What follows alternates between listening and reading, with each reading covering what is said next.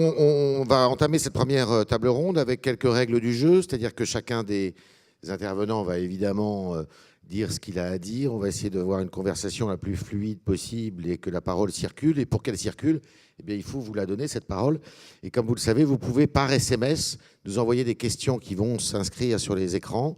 Et je me ferai fort, évidemment, de relayer vos questions les unes après les autres. Peut-être pas toutes, mais n'hésitez pas, soyez plutôt disert que timide. Voilà, alors, réglementation, progrès au boulet. Pour en parler, j'invite Monsieur Jacques Barthélémy à nous rejoindre, qui est avocat, grand spécialiste du droit social, qui a été enseignant. Vous perdez dans votre chemin, sur votre chemin, vos papiers, mais c'est pas grave. Je vous invite, c'était la place réservée. Je vous invite à vous asseoir. Merci. J'invite Mohamed Lakila, qui est lui-même expert comptable et qui est aujourd'hui député de La République En Marche, puisque vous avez décidé de vous engager dans ce... Modem, pardon, Modem. Vous avez décidé de vous engager en politique. J'invite monsieur Jean-François Dalbin également, qui est le président du comité de liaison inter-ordre. Malheureusement, Maître Dupont-Moretti ne pourra pas être avec nous ce matin parce qu'il souffre d'une grippe. Donc sa voix tonitruante ne pourra pas percer l'atmosphère de cet amphithéâtre. On lui souhaite un prompt rétablissement. Madame Françoise Grossetête, eurodéputée Les Républicains, qui est très occupée aujourd'hui sur justement la directive service de la Commission européenne, dont ce matin d'ailleurs le Figaro, excellente lecture que je vous recommande, s'est fait l'écho parce qu'elle suscite quelques craintes et je pense que Madame Grossetête, on va en parler. Enfin, Monsieur Philippe Gartner, qui est le vice-président délégué santé de l'Union nationale des professions libérales. Merci à vous cinq pour ce débat et surtout, n'hésitez pas à nous poser vos questions par SMS. Monsieur Barthélémy, la réglementation, ce n'est pas quelque chose que vous aimez beaucoup, vous? J'aimerais commencer par une phrase qu'on devrait mettre au fronton de toutes les démocraties. C'est une phrase de Montesquieu, je l'ai dite ce matin dans l'atelier. Le signe le plus avéré de la décadence d'une société, c'est la prolifération des lois. Mais ça commence très fort. Vous voulez parler de l'incontinence législative? Pardon? Vous voulez parler de l'incontinence législative? Oui, c'est ça. Oui. Oui, bien sûr. Parce que on ne fait plus la différence entre le droit avec un D majuscule et les droits. Le droit, c'est ce qui est le moyen de concrétiser les valeurs de l'humanité et qui donc touche aux droits naturels de l'homme, qui font qu'on n'est pas un animal. Et ces droits naturels, ils remontent à l'antique. Sénèque a lutté pendant 10 ans pour faire proscrire les jeux du cirque en s'appuyant uniquement sur l'atteinte à la dignité de la personne. Il n'y avait pas besoin de loi, il n'y avait pas besoin de la Constitution. À la limite, la Constitution, c'est le moyen dans un état de droit de faire rentrer les droits naturels dans les textes. Mais au-delà de ces droits fondamentaux et des principes qui les déclinent, il est évident que les autres droits fondamentaux de l'homme, et au premier rang desquels les libertés, font que le législateur devrait s'abstenir d'intervenir et de laisser développer le contrat. Tout au moins, devrait-il à ce moment-là limiter son intervention, encadrer le contrat pour qu'on soit certain que le contrat fasse la loi des parties. Vous faisiez allusion tout à l'heure au consentement. Là, on est sur les éléments essentiels. L'an dernier, on a vu des centaines de milliers de personnes battre les pavés de Paris contre le projet de loi travail. Personne n'a bougé à l'égard de l'ordonnance du 10 février 2016 qui a modifié le Code civil en profondeur et en particulier qui a donné plus d'expression potentielle à la loyauté, qui est un élément essentiel de la liberté contractuelle, c'est-à-dire du contrat. Or, quand on discute avec des économistes en particulier, mais pas simplement, avec des syndicalistes, on dit mais quel lien y a-t-il entre l'ordonnance du 10 février 2016 et le droit de la négociation collective? C'est énorme d'entendre dire des choses pareilles. Parce que l'essence même de la convention collective, c'est que c'est un contrat. Et que donc, si c'est un contrat, il fait potentiellement la loi des parties. Et donc, toutes les techniques du droit civil qui sont inhérentes à la volonté des personnes, au consentement, etc., doivent être mises en œuvre. Et d'ailleurs, la Cour de cassation a déjà illustré dans le droit du travail cette évolution de la directive, de l'ordonnance de 2016 en matière c'est un problème technique, de promesse d'embauche. Mais plus fondamentalement, puisque c'est des professions libérales dont il s'agit, il est évident que ce qui identifie les professions libérales, ce n'est pas simplement les 6 critères qu'on a réussi à faire intégrer dans la loi après les travaux qui ont été conduits à l'UNAPL pendant beaucoup de temps, mais c'est d'abord en premier l'indépendance technique. Et l'indépendance technique, elle est non négociable. Il est d'ailleurs assez surprenant qu'on fasse même dans la loi une confusion entre autonomie et indépendance. Le Code du travail, à propos des cadres soumis au forfait jour en matière de temps de travail, parle d'un certain degré d'indépendance. Non. Il y a un certain degré d'autonomie. On peut être plus ou moins autonome, mais on est indépendant, on ne l'est pas. Mais par contre, on peut être indépendant pour ceci, mais pas pour cela. Sinon, d'ailleurs, les professionnels libéraux salariés n'existeraient pas. Ce qui caractérise l'exercice de la profession libérale, c'est l'indépendance technique, et ce n'est pas incompatible avec la subordination juridique au plan des conditions de travail. Mais, et c'est là qui devient l'essentiel par rapport à la question posée, qui dit indépendance dite technique, dit responsabilité personnelle, et là se posent des problèmes d'ordre moral, d'ordre déontologique. La question qui se pose, c'est est-ce que la voie que nous avons retenue, nous, en France, c'est-à-dire de mettre en place un ordre partout, dans toutes les professions libérales, est la meilleure solution? Je prétends que c'est la plus mauvaise, parce que ça induit des réflexes corporatistes de la part des professionnels, réflexes qui sont la conséquence de on peut se mettre à dos contre l'intérêt des usagers. Alors, vous avez lancé le débat de façon assez saillante. On va demander à M. Dalbin ce qu'il en pense de ce que vous venez de dire sur les ordres. Est-ce qu'il faut supprimer les ordres, par exemple, dans les professions libérales? Je vais peut-être quitter la salle dans ce cas-là, puisque je représente le comité de liaison des institutions ordinales. Donc, c'est 16 institutions, c'est 15 professions qui sont ordonnées. Toutes les professions libérales ont des ordres? Non, toutes les professions libérales n'ont pas des ordres. Il y a en France seulement 15 professions qui ont des ordres. En commençant par les professions juridiques, il y a les avocats, avocats au conseil, huissiers, notaires. On a dans les professions médicales, pharmaciens, médecins, pédicure, podologue, infirmiers et dentistes, chirurgiens dentistes. Et dans les professions du cadre de vie et du chiffre, les experts comptables, les vétérinaires, les architectes et les géomètres experts que j'ai aussi la chance de présider. Alors comment vous défendez votre chapelle des ordres? Eh bien, déjà, le problème qu'il faut rappeler absolument, c'est qu'un ordre n'est pas pour protéger et faire du corporatisme, c'est pour protéger le consommateur. Ça, c'est le premier point, et c'est ce qui nous a été délégué par l'État, de gérer les conflits entre les consommateurs et les professionnels. Ça, c'est indispensable. Aujourd'hui, on s'aperçoit qu'il y a de plus en plus d'ouverture et de souplesse dans les ordres, puisque ne serait-ce que en termes d'activité, il y a à peu près toutes les formes sociales d'exercice libéral qui peuvent intervenir. Et donc, on va plutôt dans un sens d'une certaine souplesse, mais il est nécessaire pour l'intérêt du consommateur qu'il y ait quand même une rigueur et un contrôle des professionnels.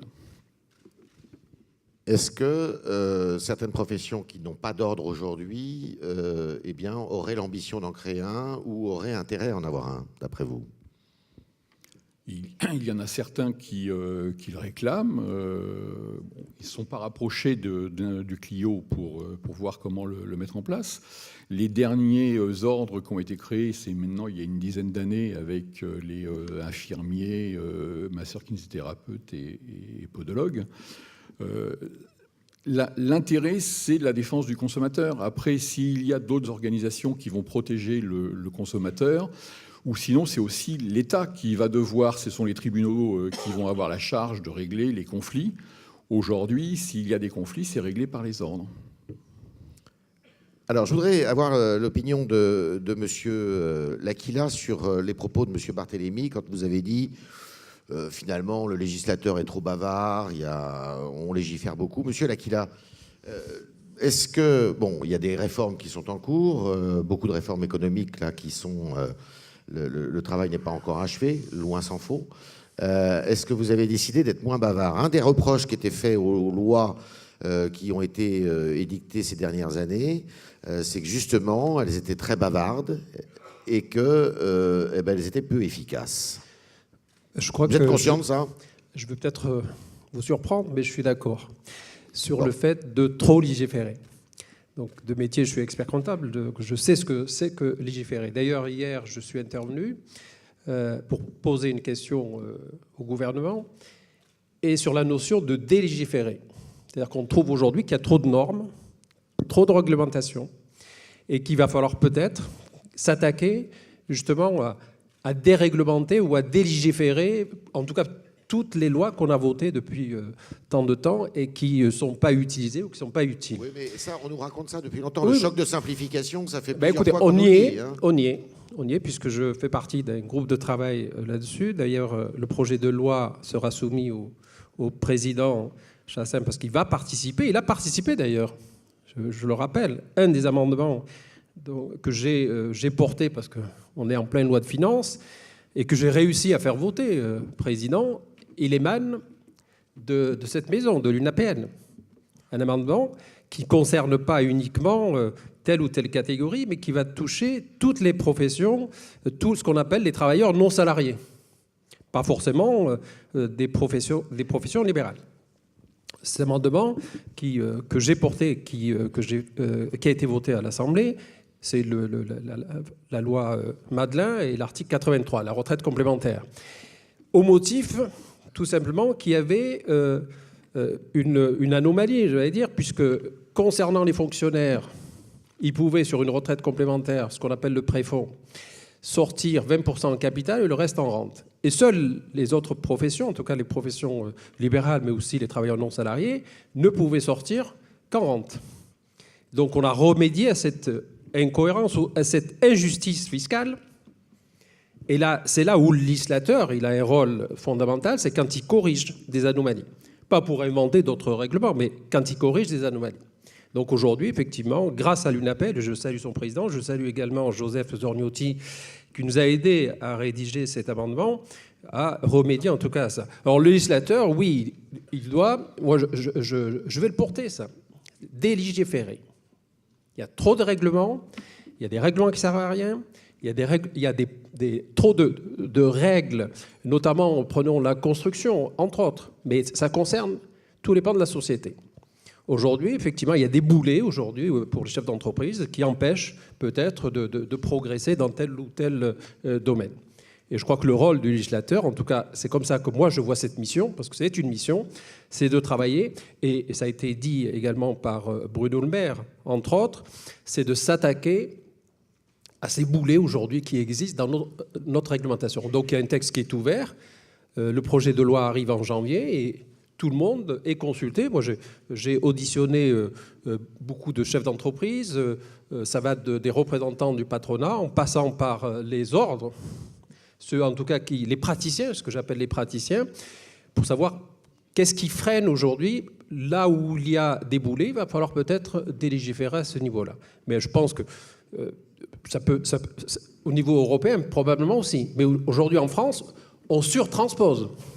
Souvent, vous avez des règles, effectivement, qui sont éditées par l'Europe sur les directives, mais on arrive en France, on rajoute des couches. Alors, et on en rajoute beaucoup. Vous allez revenir, mais justement, Madame Grossetête, alors, il y a la législation française, il y a la réglementation française, mais il y a aussi ce que concocte l'Europe.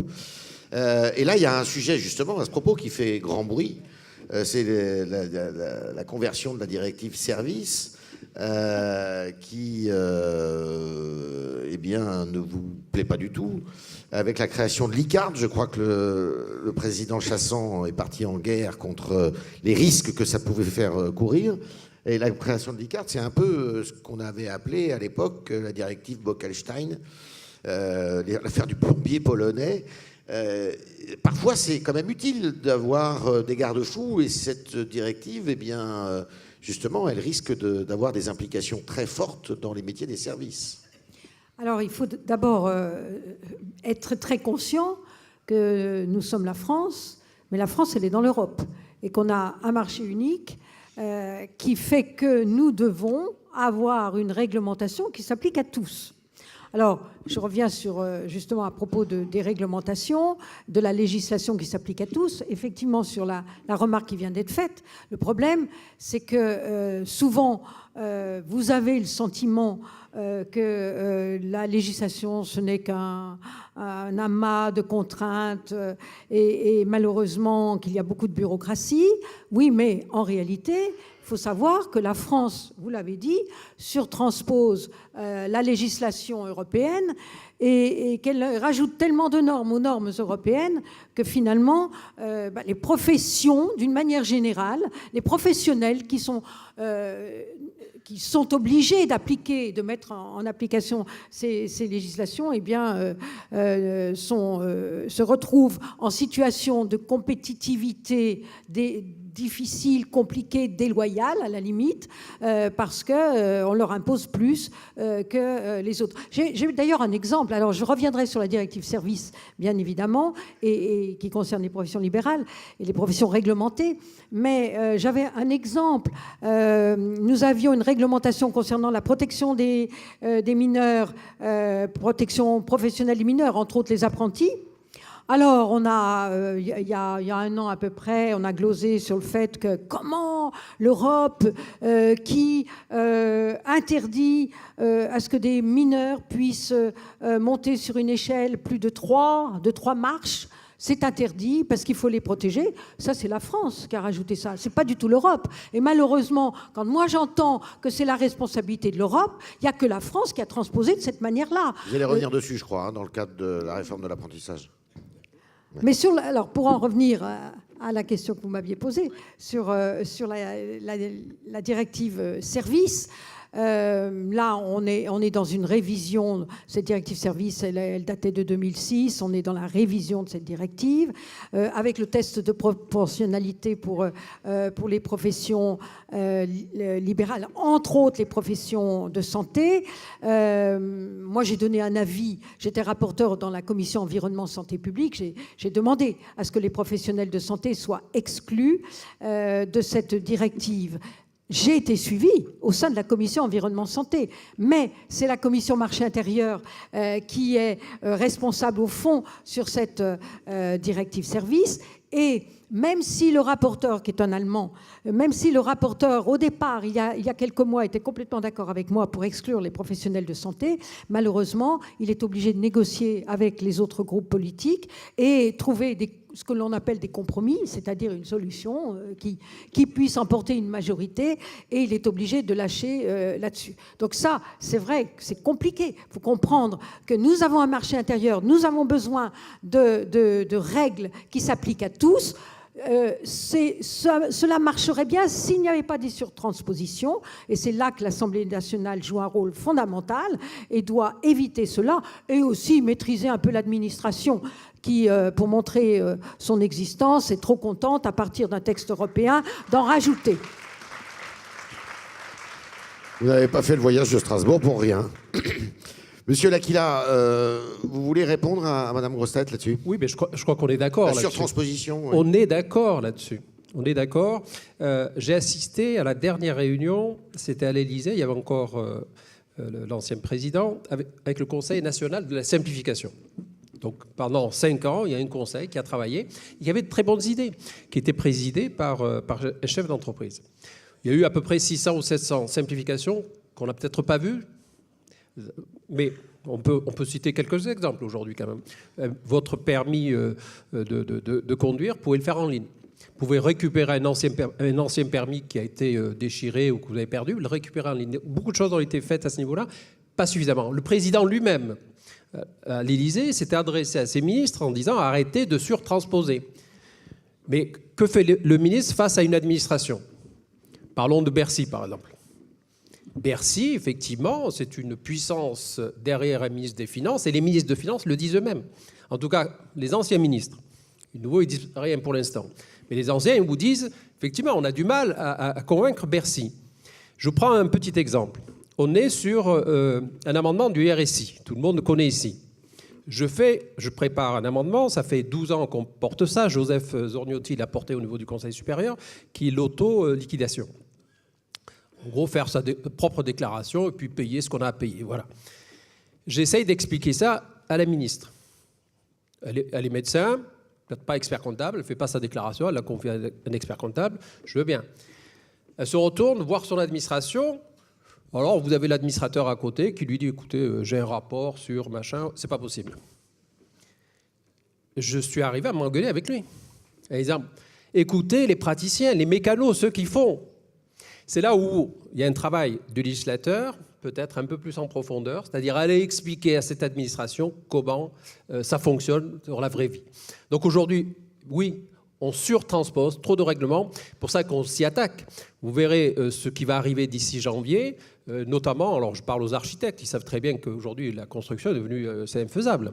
On ne peut plus rien construire parce qu'on a surtransposé. Alors que les directives ne disent pas ça. Ils vous donnent une orientation avec un texte qui est simple, puis derrière, on y va, et c'est l'administration souvent.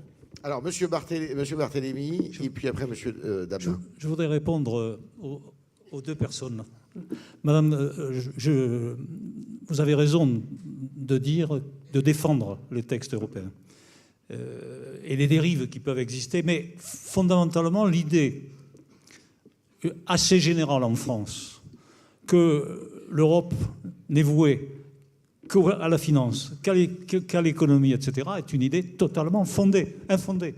La Charte des droits fondamentaux de l'Union européenne est un texte d'une grande portée, mais elle l'est d'autant plus que depuis le sommet de Lisbonne, elle a valeur de traité, ce qui veut dire que, à l'application de l'article 4, paragraphe 3 du traité de fonctionnement de l'Union européenne, pour être précis, aucun État membre ne peut l'ignorer et même doit accompagner le mouvement.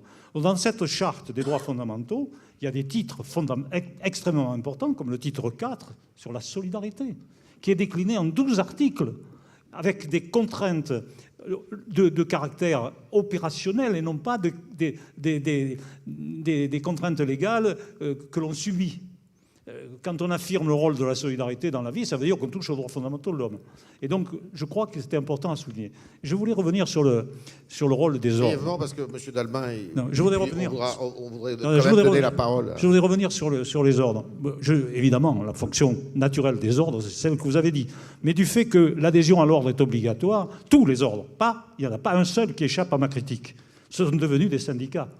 Ils défendent aussi bien les intérêts matériels et moraux des professionnels, avec une cotisation obligatoire qui fait qu'ils ont davantage de ressources que les syndicats. Je me permets de rappeler ici qu'un ancien président de l'UNAPL, M. Vaconssin, aujourd'hui décédé, que Michel a hier honoré, en tant que président du syndicat des architectes, il a engagé une action devant la Cour européenne des droits de l'homme pour faire annuler le caractère obligatoire de l'adhésion à l'ordre au motif que l'ordre des architectes était devenu un syndicat, ce qui porte atteinte au droit d'association qui s'exerce à la fois négativement et positivement et qui est inscrit dans la Convention européenne des droits de l'homme. Et moi je dis que cette critique, elle s'adresse à tous les ordres. Alors, Monsieur Dalbin, et n'oubliez pas qu'on attend vos questions par SMS. Monsieur Dalbin. Alors, pour répondre à vos propos, Maître, je vais prêcher en faux. Je pense qu'on défend l'intérêt d'une profession en général, mais pas l'intérêt du professionnel. Si, de fait, oui. Non, je ne pense... Et toujours dans l'intérêt du consommateur. C'est la fonction naturelle. C'est la fonction naturelle. Et pour faire le lien avec les sujets de l'Europe et du choc de simplification, je vais vous raconter une anecdote. Nous, les géomètres experts, on s'était réunis avec nos confrères belges pour réfléchir à une simplification du mesurage des bâtiments. On avait mis au point un code de mesurage qui a été reconnu et approuvé à l'unanimité de 36 pays, des professionnels de 36 pays d'Europe. On a été le présenter à la Commission européenne en disant c'est quand même plus simple pour le consommateur, s'il achète à Berlin ou à Paris, on va lui parler exactement de la même surface. Nous, on parlait d'intérêt de l'utilisateur, celui qui doit passer un contrat. On avait travaillé même avec le Parlement parce qu'eux, ils ont, au niveau de la Commission, ils ont des locaux dans tous les pays, ils devaient gérer des contrats. Et on a été voir la Commission européenne, tant la DG Sanco que également le Comité économique et social européen. Et ils nous ont jamais parlé de l'intérêt du consommateur, c'était uniquement l'intérêt du professionnel en disant c'est parfait, ils pourront aller travailler d'un pays à l'autre. Ça, c'était l'esprit. Et sur ce problème de surface et le choc de simplification, je fais un peu le lien avec tout ce qui a été dit. J'ai présenté, moi, ces simplifications des surfaces. Aujourd'hui, vous parliez de la complexité pour construire. On a 36 définitions de surface dans ce pays, dans les textes de loi, y compris une administration fiscale qui ne manque jamais d'imagination, puisqu'à chaque fois qu'elle invente une taxe sur le bâti, elle invente une définition de surface qui va avec.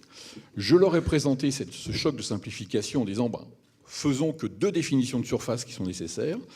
Et on dit mais c'est pas nous, je ne sais pas à qui on peut s'adresser. Je parlais à la Direction générale des finances publiques. Je ne sais pas à qui on doit s'adresser parce que c'est pas nous qui inventons ces surfaces. Alors c'est peut-être le législateur. Je n'en suis pas sûr parce qu'aujourd'hui, c'est vrai qu'on a des lois qui sont particulièrement complexes, mais les lois, tout le monde a accès à son législateur, je vais dire, va lui proposer des amendements et de là où on avait des textes qui étaient assez sobres, gonfle au cours des débats parlementaires, malheureusement. Merci. Monsieur Gartner, alors on ne vous a pas beaucoup entendu. Est-ce que vous avez quelque chose à ajouter sur un des points qui ont été abordés là ? Écoutez, oui, moi il y a quelques éléments que je souhaiterais aborder et à titre d'éclairage, tout d'abord de rappeler que les entreprises libérales, comme le nom l'indique, qui bien entendu intègrent des professionnels libéraux, sont des entreprises. Et à ce titre-là, une des premières responsabilités, c'est bien celle de chef d'entreprise, et on ne peut que se féliciter, je vois le président Griset au premier rang, de l'opportunité qui a été saisie il y a 1 an pour créer l'U2P. Parce que effectivement, dans la négociation, qui est un élément essentiel des syndicats que représente l'UNAPL, il faut avoir un poids. Donc ça, c'est la première chose. C'est 2 millions de personnes qui travaillent dans nos entreprises, 1 million de professionnels libéraux. Et c'est une fois qu'on a intégré cette logique-là que l'on vient intégrer la logique de l'activité libérale. Nos professions, je crois qu'on peut le dire, aujourd'hui sont excédées d'un libéral bashing qui est fait par un certain nombre d'institutions publiques, de corps de contrôle, qui nous donnent l'impression de ne rien comprendre à la réalité du terrain. Aujourd'hui, la réglementation de nos professions, qui s'inscrivent donc bien dans un cadre général et plus large, qui est commun, est une réglementation qui n'a pas été créée pour défendre chacune des professions, mais cette réglementation, elle a bien été créée pour le citoyen, le patient, le consommateur ou l'usager. Et que bien entendu, chaque fois que l'une de nos professions, de nos organisations, devrait prendre des décisions qui étaient contraires à l'un de ces 4 typologies, d'ailleurs c'est souvent la même personne, bien entendu, elles ne peuvent pas être pérennes, parce que le législateur a comme souci l'intérêt public. Alors, nous avons nos responsabilités là-dedans, mais il faut aussi que tout ceci soit bien intégré. L'activité libérale est une activité qui a sa force dans la proximité, dans la disponibilité, qui sont des réelles richesses de nos territoires, au plus proche des concitoyens. Aujourd'hui, ce sont nos activités, l'activité de nos amis de l'UDP, qui sont la réalité des collectivités territoriales et en particulier des petites communes. Quand ces activités-là disparaissent, c'est un vrai souci, parce que vous ne pourrez plus, si ces activités-là disparaissent, refaire venir des gens dans ces territoires. Les sous-densités médicales, aujourd'hui, c'est un véritable sujet permanent. Bien sûr, certains veulent le traiter par des obligations, mais il faut trouver des systèmes qui permettent d'assurer. Et les professions que nous sommes, les professionnels, si on prend ceux de santé, leur responsabilité en tant que libéraux, c'est de garder cette proximité des concitoyens. Ce qui est important, c'est que cette structuration de nos professions, en fait, nous amène à voir différents aspects, à la fois un lien à l'autorité publique, je pense par exemple aux notaires ou aux huissiers, un lien à la personne, on peut penser à la santé, à la fois au service des patients, mais au service de la santé publique. Un lien au droit, au service de leurs clients, mais aussi au service de la justice et du droit. Ce sont toujours cette double facette qui fait la réalité des professions libérales. Si la seule facette, et c'est un peu l'impression souvent que nous avons, est une seule et pure approche économique qui devient prédominante sur la réalité d'existence sur les territoires, c'est là souvent qu'on va trouver les divergences entre ce que peut être l'approche de votre commission et d'une commission qui est plus économique. Il faut retrouver les équilibres et il faut que chacun à sa place, y compris les gens qui s'occupent d'économie, intègrent bien les besoins de proximité. Alors, merci. Alors, c'est un peu parce que vous avez parlé justement de cette notion économique, mais il y a une question là qui rejoint d'une certaine façon ce que vous venez de dire, qui s'adresse à M. Dalbin. Vous n'avez pas tendance à confondre consommateur et patient? Quelle réponse? C'est un peu ce que vous venez de dire. Hein, oui. Patient, client, consommateur, puisque dans les professions de santé, hein, il était question de... Pour les professions de santé, mais c'est pour toutes les professions libérales. On doit avoir le même respect par rapport à nos interlocuteurs et intervenir de la même façon. Et c'est vrai qu'on n'est pas des consommateurs. Et aujourd'hui, le professeur, tout à l'heure, dans son introduction, parlait du choc numérique.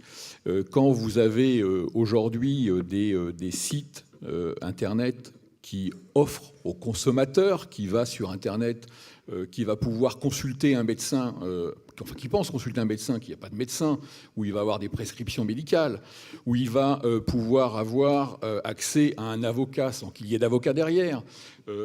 Heureusement que derrière, il y a des professionnels qui, eux, ont une relation avec ce consommateur patient-client pour justement avoir ces limitations. Aujourd'hui, le numérique, c'est vrai que c'est une révolution, mais c'est aussi un risque potentiel d'avoir derrière une machine, de ne plus avoir le professionnel et le bon conseil. Une autre question, peut-être pour vous, Monsieur Gartner. Comment exister en tant que professionnel de santé libérale en l'absence d'ordre? Écoutez, moi je ne souhaite pas forcément opposer le monde syndical et le monde des ordres.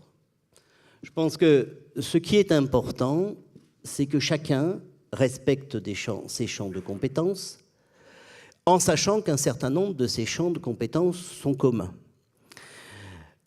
Nous avons, pour l'ensemble des professions, une mission sociale d'intérêt général, de mon point de vue, qui nécessite pour le professionnel de respecter des règles éthiques et comportementales. Des règles qui vont sous-tendre la qualité de la prestation fournie, ceci quelle que soit et c'est la réglementation de la formation et de l'accès à la capacité à exercer la profession. C'est le respect de règles essentielles qui nous régissent et qui protègent les usagers le conflit d'intérêts, le secret professionnel. Donc on voit très bien que vis-à-vis de l'usager, l'ordre a comme mission, bien entendu, de s'assurer que ces éléments éthiques soient bien portés, que l'indépendance, et ça c'est un des fondamentaux, c'est ce que disait Jacques Barthélemy tout à l'heure, l'indépendance, c'est la liberté de la responsabilité individuelle sur le travail. Ça ne veut pas dire, on peut donc tout à fait être dans une logique libérale, comme le disait très justement Jacques, je partage complètement cette approche-là, en étant salarié, parce qu'il y a un contrat de travail, mais dans la mission, la responsabilité, la liberté, la responsabilité individuelle doit être tenue. Et là, encore une fois, on voit que l'ordre, en cas de conflit entre un patron qui exercerait la même fonction que son salarié si les choses n'étaient pas respectées. Parce que si nous ne respectons pas cela, nous n'atteignons pas les objectifs pour lesquels la réglementation a été faite. Oui, allez-y, M. Barthélemy. Oui, moi, je ne fais pas d'opposition systématique à l'institution ordinale. Je fais une critique à l'égard des dérives dans un domaine qui relève de la liberté collective, c'est-à-dire qui est du domaine de l'organisation syndicale. Et je peux citer, je suis conseil d'un certain nombre de professions, dont celle de mon voisin, je sais très bien comment se comporte l'institution ordinale, et de bonne foi, la question n'est pas là. Mais fondamental, qu'est-ce qui est important ? C'est au vu de l'indépendance technique et de la mission d'intérêt général, qui est au cœur du débat, c'est qu'effectivement, il y a une morale professionnelle et que la finalité économique ne soit pas prépondérante de manière absolue. Alors ça induit le secret professionnel, etc. Mais est-ce que pour ça, on a besoin de la présence d'un organisme qui assume par délégation de l'État une mission de service public, une forme de mission de service public, parce que dans d'autres États, ça n'existe pas. La Bar Association aux États-Unis a infiniment plus de pouvoir en matière déontologique que l'Ordre des avocats de Paris. Et pourtant, c'est une association. Pourquoi ? Parce qu'on admet que la morale professionnelle, elle est intrinsèquement liée à l'existence même du professionnel libéral. Chez les médecins, la principale exigence déontologique, elle remonte avant Jésus-Christ, je le rappelle quand même. À l'époque, il n'y avait pas d'ordre. Donc, moi, ce que je pense fondamentalement à l'égard de cette affaire-là, c'est qu'il y a une atteinte indirecte à la liberté, qui est une liberté fondamentale, la liberté contractuelle, la liberté d'entreprendre, qui n'est pas forcément justifiée, non pas pour le principe, mais par la pratique qui en est faite.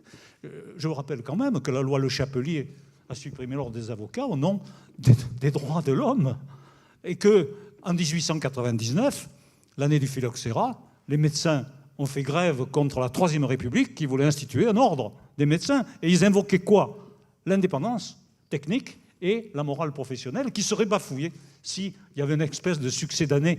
Et puis, je ne voudrais pas être désagréable, mais je ne peux pas quand même ne pas le rappeler, quand sont nés l'essentiel des ordres en France. Oui, ça on le sait.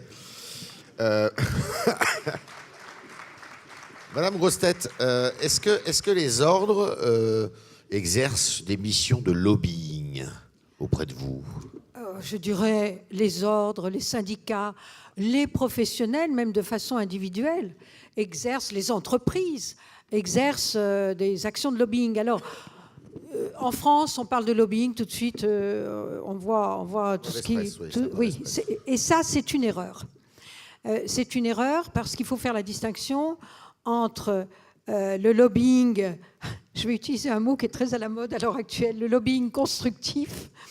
Non, aujourd'hui, ce qui est à la mode, c'est co-constructif. Alors, si vous voulez, lobbying co-constructif, je n'ai pas d'inconvénients à cela, mais lobbying constructif et le lobbying pression. Alors, dans le premier cas, ce lobbying est indispensable. Nous sommes législateurs et notre manière de travailler est sans doute un peu différente de l'Assemblée nationale, mais quand on est rapporteur d'un texte législatif, on doit rencontrer tous les partenaires économiques, sociaux qui seront impactés par cette législation. Et c'est après, une fois qu'on a rencontré tous ses partenaires, que le député se retrouve seul avec son équipe, c'est-à-dire ses collaborateurs, pour rédiger son rapport à partir de la proposition qui a été faite par la Commission européenne. C'est comme cela que nous travaillons. J'ai quand même des exemples, parce que réglementation, progrès ou boulet, j'ai des exemples, bien sûr, c'est souvent boulet, mais c'est souvent progrès. Et c'est souvent la législation qui pousse à l'innovation et qui oblige les entreprises ou les professionnels à aller plus loin, à se réformer, à adopter de nouvelles technologies. Je prends comme exemple le règlement sur les médicaments pédiatriques. J'ai été rapporteur en 2006 de ce règlement qui était attendu depuis très longtemps, d'une part par les associations de parents d'enfants malades et d'autre part par les pédiatres eux-mêmes. J'ai travaillé à l'époque avec les pédiatres, avec les associations, etc. Et je continue de travailler avec eux. Pourquoi ? Parce qu'ils viennent me dire, aujourd'hui, les pédiatres me disent, on est content d'avoir ce règlement. Il était indispensable. Mais il faut le retoucher. Parce que dans la mise en œuvre, dans la pratique, on s'aperçoit qu'il y a des lacunes ou des dispositions qui ne sont pas vraiment adaptées, etc. Et c'est comme cela que nous travaillons.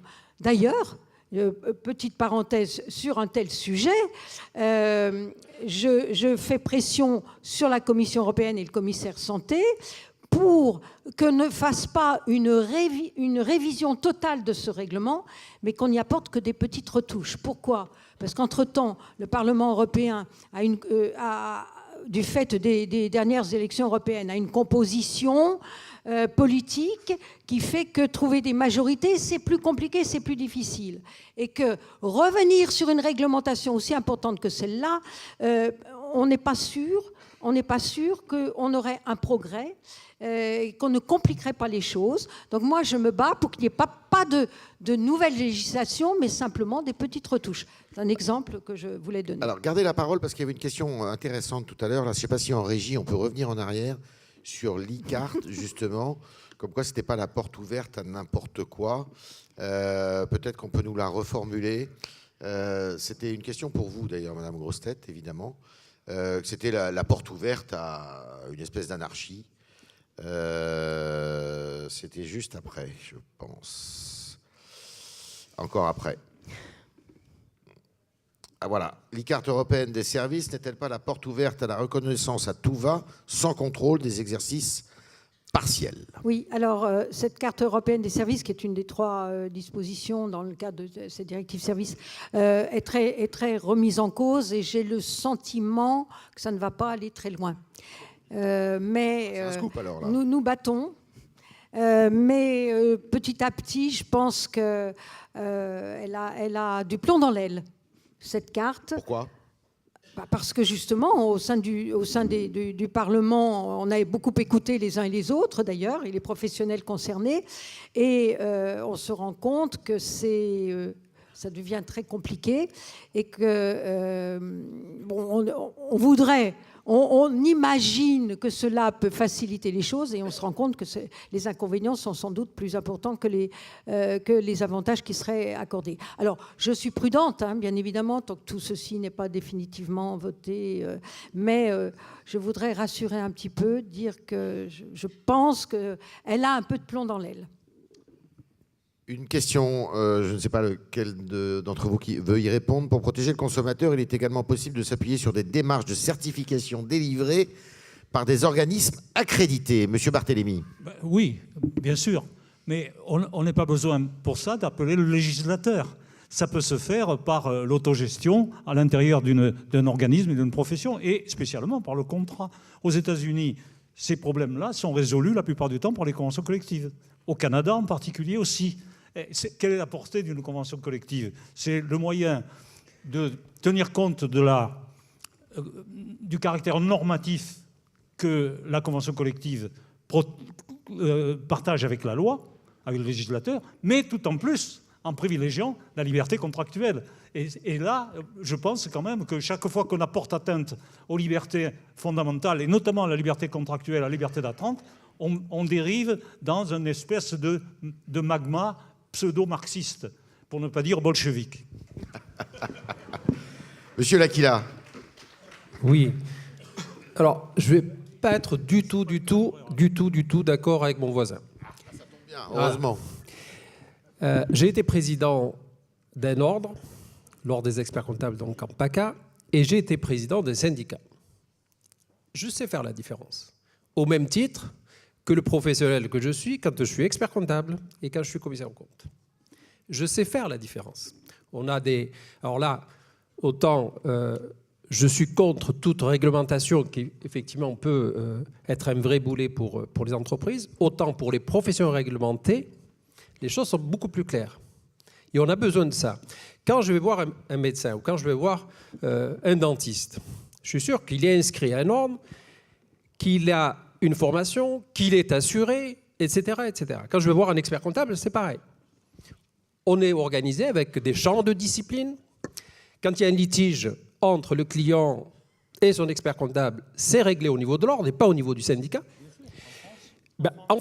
Écoutez, les scandales financiers aujourd'hui, ils nous viennent des États-Unis. Ils ne sont pas venus d'ici. Et à chaque fois, on a parlé, par exemple, de l'exception française, où on avait des commissaires aux comptes, des co-commissaires, etc. Les scandales, ils ne sont pas venus d'ici. Ils sont venus de là où il n'y a pas de réglementation. Non, je suis désolé. Enron, ce n'est pas chez nous.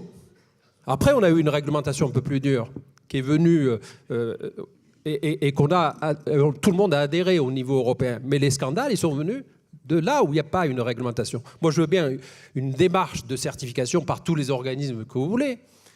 Mais là aussi, qui sont ces organismes? Aujourd'hui, on accorde des accréditations, on se demande comment c'est accordé, quel processus, quelle étude, quelle assurance, etc. Là, je ne suis pas du tout d'accord. Le syndicat, il a un autre rôle à jouer. Bien évidemment, il défend ses adhérents avant tout. Mais l'ordre, il est là pour respecter des normes qui ont été dictées pour protéger le client, le consommateur, le patient, avant tout. Je suis d'accord là-dessus. Monsieur Dalbin, il veut ajouter quelque chose. Pour revenir, vous avez pris, Maître, l'exemple du Québec, par exemple. C'est le pays où il y a le plus d'ordres, puisqu'il y a 54 ordres. Il y a même un ordre des ordres.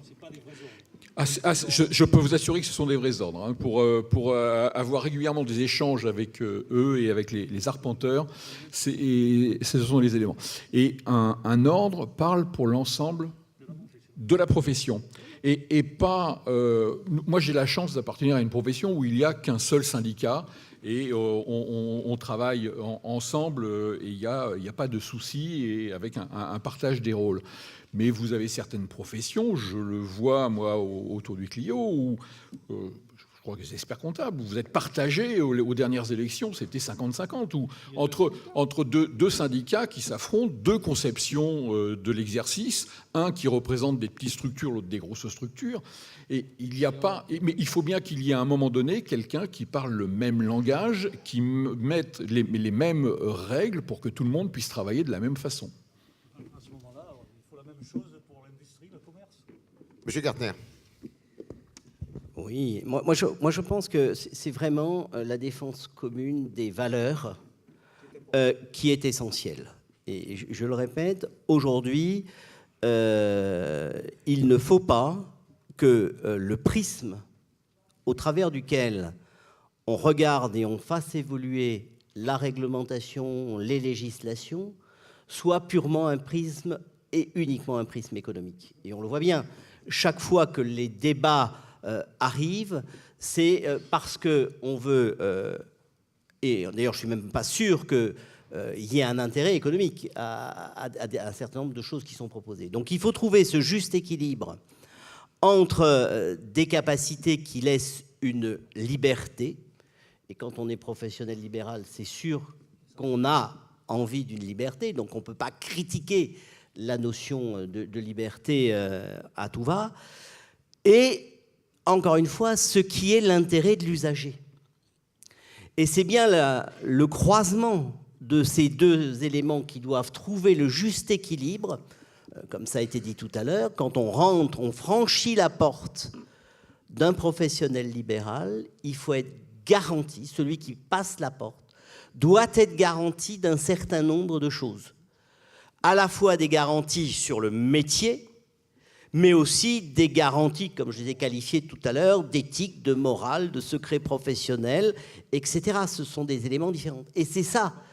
Et quand on oublie ce deuxième volet pour être uniquement sur la partie économique, et c'est ça, ce sentiment que nous avons. Voilà. Dans ma profession, juste un instant pour illustrer mon propos, on a trois piliers de l'organisation de la profession. Le monopole de dispensation des médicaments, dont vous savez que depuis 30 ans, de nombreuses personnes le critiquent. Tous les corps provenant de l'IGF les remettent en permanence en question.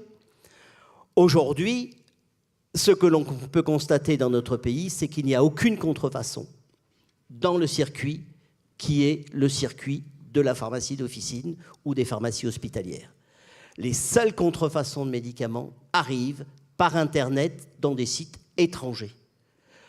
Deuxième pilier de l'organisation, donc c'est bien l'intérêt de santé publique qui est là. Le deuxième pilier, c'est la répartition des mots géographiques. Alors on va vous dire, en Grande-Bretagne, liberté d'installation. Dans d'autres pays, liberté d'installation. Notre pays est un pays de ruralité. 25% de la population française vit dans des communes de moins de 2500 habitants. En Grande-Bretagne, il n'y a pas de village. Il y a des hameaux, bien sûr, on ne peut jamais mettre une pharmacie dans un hameau. Vous pouvez faire 30 km au nord de l'Angleterre sans voir une pharmacie. Mais si on ne respecte pas ça, on n'aura plus la proximité. Or, la pharmacie, c'est pour qui?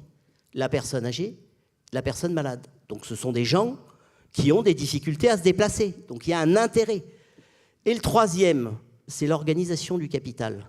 Donc là aussi, régulièrement remis en cause. Mais l'organisation du capital, c'est le respect de l'indépendance. Parce que si demain, on ouvre le capital à d'autres, on sait très bien où les pharmacies seront achetées, ce seront les pharmacies moyennes et grandes. Les jeunes qui arrivent n'auront jamais plus accès à une pharmacie que je qualifiée de taille moyenne et grande. Et demain, les petites, plus personne ne trouvera même le financement pour les reprendre. C'est-à-dire que là, encore une fois, dans des quartiers, dans des zones urbaines sensibles, il n'y aura plus une pharmacie. Donc, toute cette organisation, elle n'est pas faite pour protéger la profession. Elle est bien dans l'intérêt d'un accès à ce service. Voilà, c'est un peu, je dirais, en prenant un exemple d'une profession, d'expliquer comment se monte la réglementation. Et on a un ordre qui doit faire respecter que la garantie, quand on passe la porte d'une pharmacie, il y a un certain nombre de règles, de déontologie soient appliquées. C'est comme ça que ça peut fonctionner. Monsieur Gartner, je me souviens que une question se posait avec la précédente majorité. Est-ce que cette perspective, ou en plus, en tous les cas, cette menace, c'était pas une perspective, mais d'une nationalisation des professions de santé est tout à fait écartée? Écoutez, moi, je pense que celui qui est amené à construire des budgets ne rêve que d'une chose, c'est d'arriver à standardiser. C'est-à-dire, un diabétique, ça vaut tant, donc on va payer au parcours. Si, effectivement, la DGOS, administration centrale, s'occupe de la répartition des hôpitaux sur le territoire, elle a la main. Alors c'est vrai que nous, libéraux, c'est un peu compliqué. Alors, notre responsabilité, parce qu'elle est aussi réelle, notre responsabilité, c'est de permettre une prise en charge coordonnée. Parce que je pense qu'aujourd'hui, dans le domaine de la santé, cette prise en charge coordonnée peut nettement être améliorée. Donc pour ça, il existe les conventions. Il y a une convention qui doit s'ouvrir bientôt, qui est l'accord cadre interprofessionnel. Il faut que l'État montre sa volonté de soutenir ça. Et à mon avis, ça, c'est l'intérêt des patients. C'est là que se trouve aujourd'hui, ça ne se fait pas, parce qu'une autre administration centrale, la DSS, a peur de faire des expérimentations. Il suffit de cibler un certain nombre de choses pour des questions de coût. Ce que je comprends du fait de sa responsabilité à elle. Monsieur Barthélémy, et après Madame Grossetête qui veut prendre la parole aussi. Philippe Gartner préside actuellement un organisme que j'ai mis sur les fonds baptismaux en le négociant avec les organisations syndicales confédérées, à savoir le Fonds d'assurance formation des professions libérales. À l'origine, quand on l'a construit, c'était pour montrer que la spécificité de la profession libérale exigeait un mode de formation, donc une identité professionnelle qui ne pouvait pas être celle des activités industrielles et commerciales. Quand on a créé un peu plus tard, et c'est moi qui m'en suis occupé aussi, le fonds d'assurance des non-salariés, le FIFPL, on a été obligé de se battre contre le CNPF de l'époque qui voulait qu'il n'y ait qu'un seul organisme. Et on s'est battu avec un certain nombre de personnes importantes dans la direction de l'UNAPL, dont moi-même qui était à l'époque vice-président délégué, pour montrer qu'il y avait une spécificité de la profession libérale, notamment compte tenu du souci de l'intérêt des usagers qui ne pouvaient pas se matérialiser de la même manière. Donc on voit bien qu'il y a une spécificité de la profession libérale par rapport à d'autres activités qu'il faut protéger. Je suis totalement d'accord avec l'idée que la protection des usagers est essentielle dans une activité comme la nôtre, notamment à cause de l'indépendance technique. Ce que je dis, c'est que je ne suis pas opposé au fait qu'il y ait des ordres qui s'occupent de ça, mais il ne faut pas que les ordres aillent au-delà, parce que là, on porte atteinte à un droit fondamental qui est reconnu par la Convention européenne des droits de l'homme, le droit d'association, qui se matérialise aussi bien négativement que positivement, d'où l'affaire de la Cour de justice de notre ami décédé Vaconssin. Donc là, on touche à des choses qui sont essentielles. Pourquoi ? Parce que la cotisation à l'ordre est obligatoire. Sinon, on ne pouvait pas exercer. Moyennant quoi, c'est tentant d'utiliser ce pactole pour d'autres choses que les missions qui sont celles régaliennes de l'ordre, c'est-à-dire la défense des usagers. Ça, oui, mais au-delà, non. Quel est l'ordre aujourd'hui ? Quel est l'ordre ? Il n'y en a point. Qui ne s'occupe pas d'activités qui touchent à la gestion du personnel des cabinets. Il n'y en a point. Aucun. Je parle en connaissance de cause. Je suis conseiller des professionnels experts comptables depuis 50 ans. Il y a d'autres professions dans lesquelles mon cabinet intervient qui sont présentes ici. Je le sais bien que c'est ça le problème. Madame Grossetête. Je peux vous juste un Oui, point. d'accord. Je peux vous assurer, en tant que président de l'ordre des géomètres experts, qu'on ne s'occupe absolument pas du problème social. Je peux vous l'assurer. Hein. Et on a notre syndicat qui assume pleinement cette activité-là. Madame Grossetête. En tant que député européen, je ne vais pas m'insérer dans ces discussions concernant les syndicats, les ordres professionnels. Députée européen, mais française, donc vous connaissez votre pays quand même. Oui, bien sûr. Mais c'est quand même pas mon rôle de m'insérer là. Mais je suis d'accord avec ce qui a été dit tout à l'heure en ce qui concerne les pharmaciens. Au Parlement européen, j'ai toujours défendu les positions prises d'ailleurs par l'ordre français des pharmaciens, parce que je suis convaincue, c'est ma pratique de citoyenne, hein. Je suis française, comme vous l'avez dit, et j'ai tout à fait conscience du rôle des pharmaciens et dans l'aménagement du territoire. Et dans cette notion de proximité, c'est la profession de santé la plus proche du patient, du citoyen, parce que c'est facile de pousser la porte d'une pharmacie quand on a un problème particulier. Prendre un rendez-vous auprès d'un médecin, c'est une autre démarche. Alors, ceci étant dit, tout à l'heure, on parlait... je comprends très bien les professions libérales trouvent qu'il y a trop de réglementation et on a parlé d'actes volontaires, etc. Nous, au Parlement européen, on s'est souvent penché sur cette question-là en se disant qu'il faut faire confiance aux entreprises, quelles qu'elles soient, et leur demander, en somme, d'avancer, mais par des actes volontaires. Puis on s'est aperçu souvent que finalement... ça marchait dans certains cas, mais pas dans d'autres. Et puis on a eu quelques scandales. Et je rappellerai, alors ça nous éloigne des professions de santé, mais le Dieselgate, ce scandale que nous avons eu sur les moteurs diesel, scandale connu chez nos constructeurs automobiles, il n'y a pas eu que Volkswagen, il y en a eu d'autres, et qui font que nous, aujourd'hui, législateurs, nous sommes particulièrement vigilants. Et nous nous disons, ah bah oui, mais si on fait trop confiance, on nous dit certification, bon, bah, il suffit d'avoir les certifications, et puis voilà, le tour est joué. Ben oui, mais quand ça ne marche pas, quand les contrôles ne vont pas assez loin, eh bien, on voit bien qu'on en arrive à des scandales. Et des scandales qui ont des conséquences graves. Parce qu'aujourd'hui, c'est toute une filière industrielle, la filière du diesel, qui est remise en cause, et cela a des conséquences économiques importantes. J'ai un autre exemple. La réglementation aussi Parfois, elle est imposée ou des gouvernements se l'imposent parce qu'il y a une pression de l'opinion publique. Et je prends pour exemple l'histoire du glyphosate. Exemple récent. L'histoire du glyphosate, j'en ai parlé tout à l'heure, mais on arrivait en décembre au terme de l'autorisation de mise sur le marché de cette substance, le glyphosate, que tout le monde connaît aujourd'hui. La Commission européenne propose un renouvellement pour 10 ans. À ce moment-là, c'est l'effervescence partout.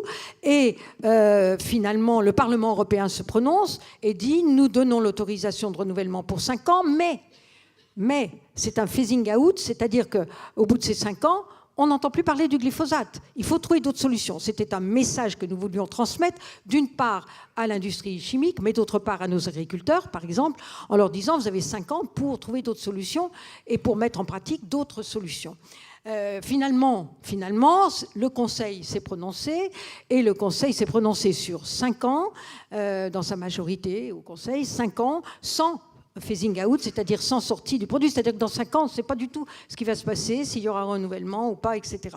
Donc c'est moins clair.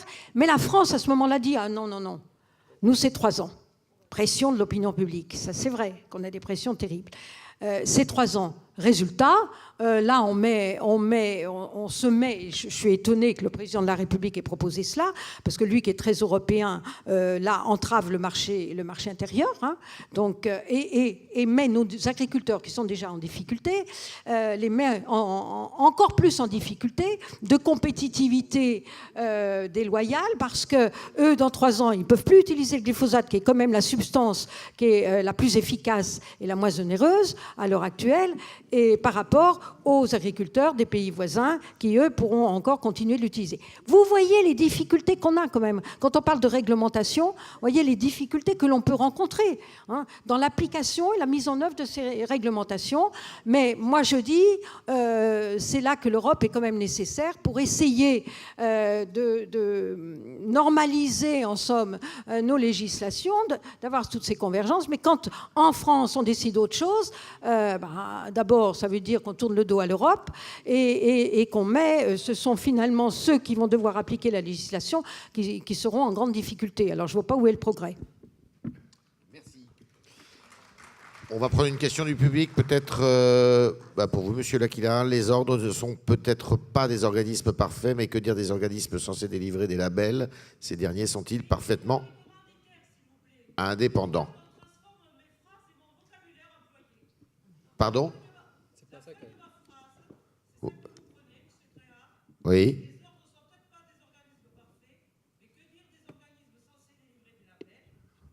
Oui. C'est exactement ce que je viens de dire, madame. Ah, parce que ça n'y est. D'accord, ok.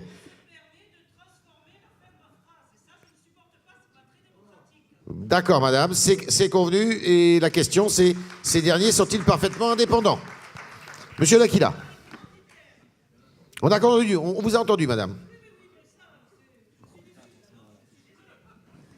Alors. Bien. Alors, la question, vous pouvez la redire, c'est ce que j'ai à l'écran. Les ordres ne sont pas me la faire répéter, on va prendre peut-être pas des organismes Ces derniers parfaits. sont-ils parfaitement indépendants? C'est la première question, monsieur. Est-ce que les organismes sont complètement indépendants, ceux qui délivrent les labels? Écoutez, a priori, je dirais...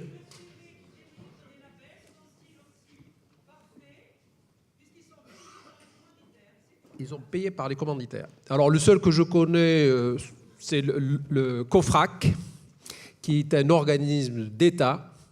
Alors, je n'ai pas fait l'audit de cet organisme pour savoir comment il fonctionne. Ce que je connais le mieux, c'est les ordres, bien évidemment. Les ordres, aujourd'hui, on peut... Attendez, madame, vous laissez parler monsieur L'Aquila, s'il vous plaît. Moi, je ne peux parler que des ordres. Les ordres, en tout cas, l'ordre que je connais le mieux, c'est l'ordre des experts comptables. Donc, je ne parlerai pas des autres, que ce soit les notaires ou les avocats et autres. L'ordre des experts comptables, aujourd'hui, je connais sa mission, et notamment la mission régalienne. Il s'assure que tous les membres sont d'abord diplômés. Il s'assure que ces membres suivent une formation continue qui est obligatoire. Ils s'assurent qu'ils sont aussi assurés. Je ne veux pas dire qu'il n'y a jamais de brebis galeuses, quels que soient les ordres d'ailleurs. Et c'est pour ça qu'il y a chez nous, en tout cas au niveau des experts comptables, une chambre de discipline et qui ne relève pas de l'ordre, qui relève de la cour d'appel. Donc les ordres, je peux en parler, ils sont complètement indépendants, même s'ils sont sous tutelle de l'État. Ils agissent pour le bien collectif, celui des clients ou des patients. Voilà. Par contre, les organismes enfin ceux qui délivrent des certifications, j'en connais très peu, il y en a beaucoup. Celui que je connais, c'est celui, effectivement, le COFRAC, pour une mission particulière, parce que j'ai eu affaire à eux. Voilà, c'est tout ce que je peux vous dire sur les organismes qui délivrent des certificats. Merci à vous 5. Merci de votre contribution. J'espère que vous aurez apporté quelques réponses aux questions que vous vous posiez les uns et les autres et éclairé le débat. On est pris par le temps parce que dans très peu de minutes, nous allons avoir une déclaration de M. Chassan et puis aussi nous allons accueillir la nouvelle secrétaire d'État auprès de Bruno Le Maire, Madame Génif Stéphan, qui va venir s'exprimer devant vous.